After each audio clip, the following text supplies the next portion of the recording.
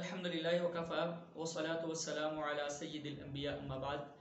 پچھلی ویڈیو کے اندر جو ہے وہ خامد اور بیوی کے حقوق کے حوالے سے بات کرتے وقت اس بات کا تذکرہ ہو رہا تھا کہ اللہ تعالیٰ فرماتے ہیں کہ ہن لباس لکم وانتم لباس لہن، وہ تمہارا لباس ہے اور تم ان کا لباس ہو۔ تو دو باتیں پہلے بیان ہوئی تھی کہ ایک تو لباس ہونے کا مطلب یہ ہے کہ دونوں ایک دوسرے کے لیے اس زیب و زینت کا باعث ہو، ایک دوسرے کی عزت کو بڑھانے کا ذریعہ بنے۔ اور دوسری بات یہ ذکر ہوئی تھی کہ لباس چونکہ عیب چھپاتا ہے، ہماری خامیوں کو چھپاتا ہے، تو دونوں ایک دوسرے کی خامیوں کو چھپانے والے ہوں، نہ کہ تشہیر کرنے والے ہوں۔ لباس ہونے کا تیسرا مطلب یہ ہے کہ لباس جو ہوتا ہے نا وہ ہمیں گرمی اور سردی سے بھی بچاتا ہے، یعنی مشکل میں ہمارے کام آتا ہے۔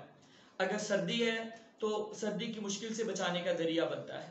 تو خاوند اور بیوی بھی جو ہے دونوں ایک دوسرے کی مشکلات میں ایک دوسرے کا ساتھ دینے والے ہوں، ایک دوسرے کو پریشانیوں سے اور مشکلات سے بچانے والے ہوں۔ خاوند جو ہے اگر بیوی بیمار ہو جاتی ہے، اس کو کسی چیز کی ضرورت پڑ جاتی ہے، کوئی اس کو پریشانی لاحق ہو جاتی ہے، اس کے اپنے کیریئر سے متعلقہ ہے، اس کے اپنے خاندان سے متعلقہ کوئی پرابلم آ گئی ہے، کوئی اس کو پریشانی آ گئی ہے، تو خاوند جو ہے وہ اس کی ہیلپ کرنے والا ہو، اس کی غمگساری کرنے والا ہو، اس کو حوصلہ دینے والا ہو اور اس کا ساتھ دینے والا بنے۔ اس کو اگر کوئی پریشانی آتی ہے چاہے وہ خاوند کے گھر والوں کی طرف سے ہو، تو یہ خاوند کی ذمہ داری ہے لباس ہونے کی حیثیت سے کہ وہ اس مشکل میں اس کے ساتھ کھڑا ہو۔ اب یہ تو نہیں ہے کہ حقوق لینے کی باری ہے تو وہ کہے جی مجھے گھر میں قوام بنایا گیا ہے، میں گھر کا سربراہ ہوں اور مجھے جو ہے وہ میرے حقوق کو ادا کیا جائے۔ لیکن اگر اس کے گھر والے جو ہے اس کی بیوی کے ساتھ اچھا سلوک نہیں کرتے، اس کو تکلیفیں دیتے ہیں، اس کو پریشان کرتے ہیں، تو وہاں پہ وہ ہاتھ کھڑا کر دے کہ جی نہیں یہ میری دسترس سے باہر ہے۔ ان کے حقوق اپنی جگہ پہ ہیں، لیکن وہ اپنی بیوی کے لیے کھڑا ہو، اس کے حقوق کو پامال ہونے سے بچائے، اس کی عزت کا دفاع کرنا، اس کے حقوق کا دفاع کرنا، اس کے لیے آسانیاں پیدا کرنا، یہ اس کی ذمہ داری اللہ تعالیٰ کی طرف سے لگائی گئی ہے۔ اسی طرح اگر خاوند کو کوئی پریشانی آ گئی ہے اس کے آفس کے اندر، اس کے تجارتی معاملات کے اندر، یا کسی بھی قسم کا کوئی اور پرابلم آ گیا ہے، تو بیوی اس پرابلم کو سالو کرنے والی بنے، اس کو جو ہے وہ حوصلہ دینے والی بنے، نہ کہ اس کے لیے مزید پریشانی کا باعث بن جائے۔ بعض دفعہ جو ہے فائنینشیل کرائسس آ جاتے ہیں تو وہ اس کا ساتھ دینے والی بنے۔ حضرت خدیجہ رضی اللہ تعالیٰ عنہ کی مثال واضح ہے نا کہ جب پیغمبر علیہ السلام بہت زیادہ پریشانی اور گھبراہٹ کے عالم میں تشریف لائے، جب پہلی وحی نازل ہوئی تو وہ ایک ڈیفرنٹ قسم کا جو ہے وہ ایکسپیرینس تھا پیغمبر علیہ السلام کے لیے۔ تو آپ پہ کبھی تاری تھی تو آپ فرما رہے تھے زملونی، مجھ پہ چادر اڑا دے، اور فرمایا خدیجہ مجھے تو اپنی جان کا ڈر لگ رہا ہے۔ تو انہوں نے فرمایا واللہ لا یخزیک اللہ ابدا، اللہ کی قسم اللہ تعالیٰ آپ جیسے لوگوں کو کبھی نہیں چھوڑتے،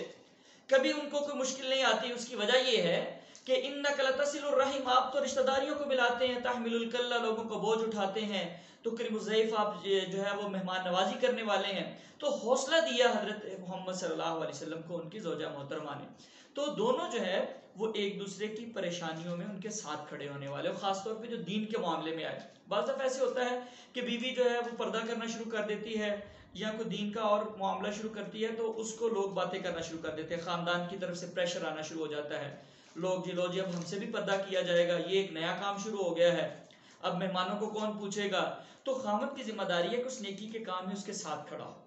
اسی طرح اگر خاوند جو ہے وہ کسی نیکی کے کام کا آغاز کرتا ہے، وہ دین کے لیے کچھ وقت نکالتا ہے، وہ دعوت و دین کے لیے یا دین کے فروغ کے لیے یا کوئی اور کسی ایکٹیویٹی کے لیے وقت نکالتا ہے، تو بیوی اس کا حوصلہ بڑھائے، اس کا ساتھ دے۔ تو یہ مطلب ہے لباس ہونے کا کہ دونوں ایک دوسرے کو مشکلات سے بچانے والے ہوں، پریشانیوں سے بچانے والے ہوں، مشکل وقت میں ایک دوسرے کے ساتھ کھڑے ہونے والے ہوں۔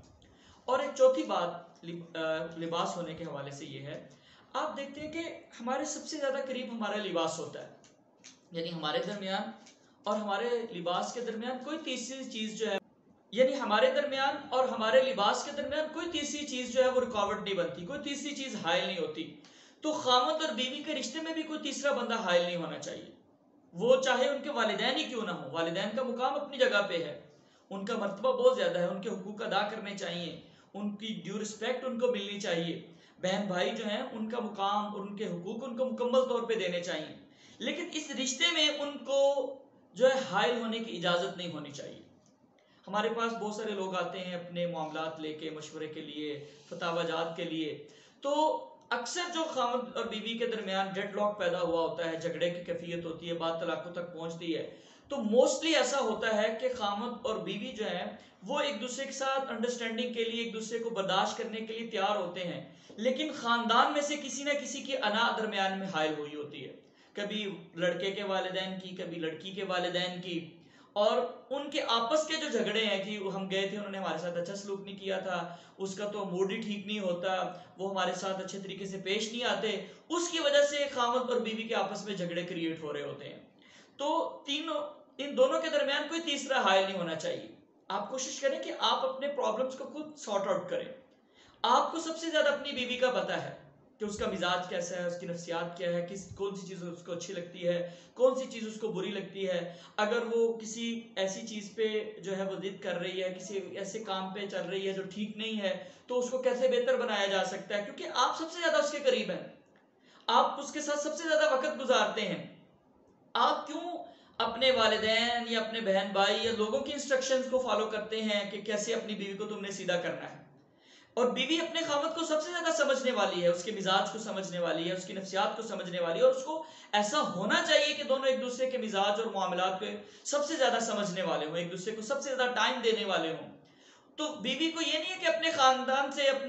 اپنی سہیلیوں سے، اپنی بڑی بہن سے یا اپنے رشتہ داروں سے انسٹرکشنز لے کے میں کیسے اپنے خامد کو جو ہے وہ ڈیل کروں، کیسے اس کو اپنے قابو میں رکھوں۔ ہاں کبھی کبھار کاؤنسلنگ کی ضرورت پڑتی ہے، کسی مخلص کے ساتھ جو آپ کے ساتھ آپ کا خیر خواہ ہو، اس سے کاؤنسلنگ کروائی جا سکتی ہے، ان سے اپنا مسئلہ ڈسکس کیا جا سکتا ہے، لیکن نارملی آپ کو ایک دوسرے کے معاملات میں خود ہی اس کو سارٹ آؤٹ کرنا چاہیے، کسی تیسرے کو دخل اندازی کرنے کی اجازت نہیں دینی چاہیے۔ یہ مطلب ہے ہن لباس لکم وانتم لباس لہن، وہ تمہارا لباس ہے اور تم ان کا لباس ہو۔ اللہ تعالیٰ سے دعا ہے کہ اللہ تعالیٰ ہمیں اپنے معاملات کو بہتر طریقے سے چلانے کی توفیق نصیب فرمائے۔ باقی جو حقوق ہیں انشاءاللہ ان کا آئندہ جو ہے وہ ویڈیوز کے اندر ہم تذکرہ کریں گے۔ اللہ تعالیٰ ہم سب کو عمل کی توفیق نصیب فرمائے۔ وما علیہ الا البلاغ۔